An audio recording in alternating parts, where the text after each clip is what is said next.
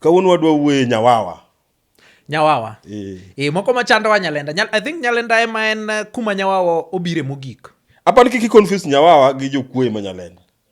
Gichalre en mani moko to gin mokne. Lakini anta paro ni ena ng'at moro mowacho ni kawuono to gweng' ni oji oseling' ahinya. Wamoke. Tinyisa ng'ato ni Nyawawa ni katimoke. Ok ng'is ng'ato. In kigombo kiwinjo ni kawuono gweng' oling' ahinya. Tichaka da ji ok penjiga. To mano ing'eni mano risky nikech samoro nya bedo ni gola giri moro. To lwar matek ni tang to ng'ato winji. To mano ing'eni uriembare ma Nyawawa maonge. Wanyagiu ni jachien oluoro taya. Tinde lights ng'eny. Ji nigi sola.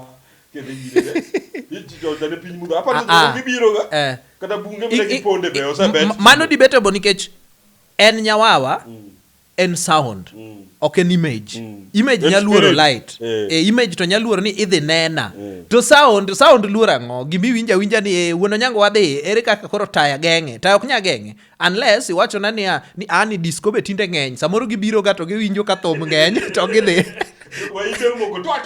Waunde bo gichopo go yawa maandamano pod dhi mbele jaka piny mani nikech kata mana kizungu nigi proverbs wan gi proverbs wa kuoko cha pesa jajuok pok winjo no chanimonia nikech beda gutieno ni ringa dier in ko ringa an nyakwar jajuoko chanimonia nyaka ibi winje ka spirits no donjo ni maber nikech joka ringo gotieno to bedo ni ok inindi iluonge no mitne koro the funniest part nikech adier nyaka ne yude achiel tingeno ok negi giga that is why I'm saying ni it is the entertainment part debe ni en ng'ama timo gimarach to sawa lakini ena ng'at ma oji nice o entertain himself en koro owinjo mit